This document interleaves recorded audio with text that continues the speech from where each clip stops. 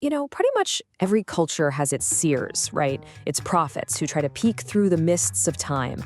We've all heard the big names, from the Oracle at Delphi to Nostradamus.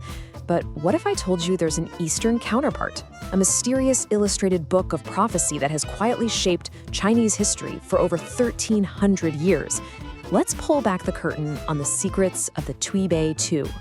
So when we in the West think of prophecy, one name usually pops into our heads: Nostradamus. His cryptic little poems have fascinated and, let's be honest, confused people for centuries.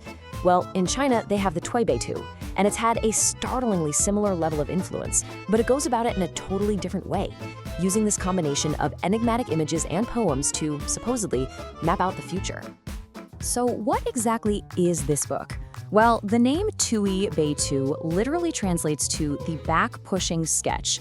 It's a legendary work of prophecy that came out of the 7th century Tang dynasty, which was a real golden age for Chinese culture and innovation.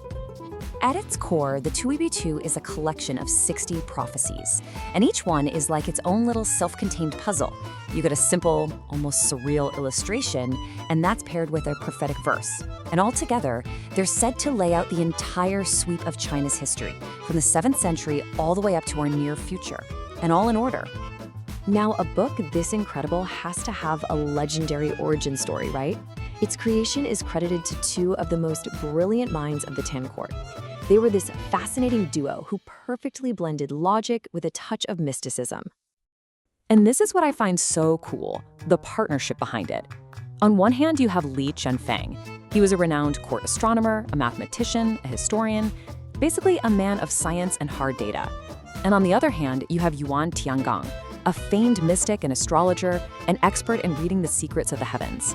It's this wild fusion of cold calculation and cosmic divination that gave birth to the Tui Bei Tu. And get this, the name of the book itself comes from this fantastic little story. Legend says that Li Chunfeng, the scientist, got so absorbed in calculating the future that he just couldn't stop. He kept going, predicting thousands of years ahead, until his partner, Yuan Tiangang, finally had to literally push him on the back and say, "We cannot afford to reveal more of heaven's secrets, let's go to sleep." And so that back pushing is how the book got its name. So how do these prophecies actually work? Each one of the 60 entries is kind of a three-part key. First, you get the cryptic illustration, which is your visual clue. Then, that's paired with a short, direct, prophetic verse. And finally, there's an explanatory poem that offers more metaphorical details. It's this intricate little system that people have been trying to decode for centuries. Right, so a book of prophecy is only as good as its track record, isn't it? The Tui Bei Tu built its fearsome reputation, not on what it said was coming, but on how uncannily it seemed to describe events that had already happened. Just take one of its earliest and most famous predictions. Way back in the Tang dynasty, a prophecy from the book started making the rounds that was both incredibly specific and, well, shocking. It declared that after 3 generations, a woman would take the throne. Now, in patriarchal ancient China, this was basically unthinkable. And then it actually happened. A woman named Wu Zetian, who started as a concubine, rose all the way through the court to become the one and only female empress in China's entire history. And her reign began in the exact time frame the book predicted. It was fulfillments like this that made emperors both fear and deeply respect the book's power. And that's just one example. According to a lot of interpreters, who, to be fair, often have the benefit of hindsight, an astonishing 55 of the 60 prophecies have already come to pass.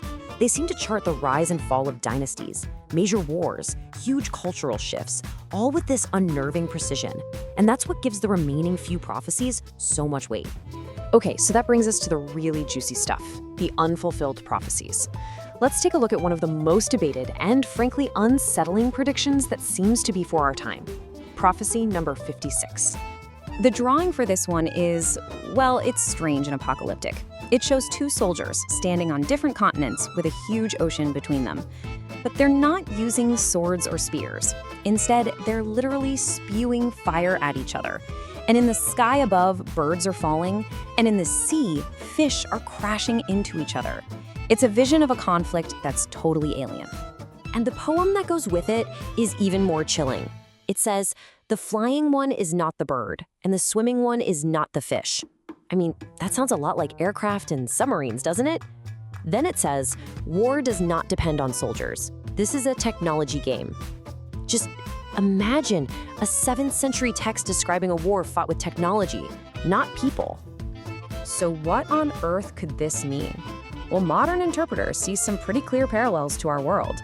Some believe it's pointing to a war fought with drones and autonomous weapons. Others see a line in the poem about a mushroom on top and fire below as a clear-as-day reference to nuclear warfare. It's a 1,300-year-old vision that feels disturbingly current. So why has this book held such a grip on people for so long? The Tui Bei Tu isn't just a collection of old riddles. It has been an active player in Chinese history.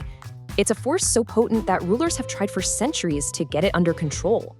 Just look at its history. This book has been banned, burned, and buried. During the Song dynasty, the emperor got so scared of its influence that he ordered hundreds of fake, contradictory versions to be created just to confuse everyone and dilute its power. But it always survived. It even resurfaced in the 1990s as a street-side bestseller right after decades of being outlawed by the Communist Party. You see, the Tui Bei Tu became this double-edged sword. Rebels would use its prophecies to claim they had the mandate of heaven, which was a great way to inspire followers and justify a revolt. And in response, the rulers would use the book, or manipulate it, to consolidate their own power and prove that their reign was the one that was destined to be. And its influence even echoes today. For example, some interpreters point to Prophecy 46, which describes a soldier carrying a bow. They read this as predicting a military coup. Now, according to some sources, this interpretation is taken very seriously, with allegations that China's leader, Xi Jinping, fears it refers to the rocket force. That's the branch that controls long-range missiles, the modern equivalent of bows and arrows. Now, it is really important to remember this is just one interpretation among many, but it shows you how the book's political power still resonates. So after all this, we're left with this huge, fundamental question. Is the Tui Bei Tu a literal roadmap to the future? Some kind of supernatural guide to what's going to happen? Or is its true power something else entirely?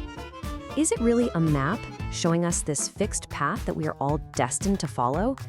Or is it maybe something more like a mirror? One that reflects not a predetermined future, but something about ourselves? This is really the central tension of the Tui Bei Tu, isn't it?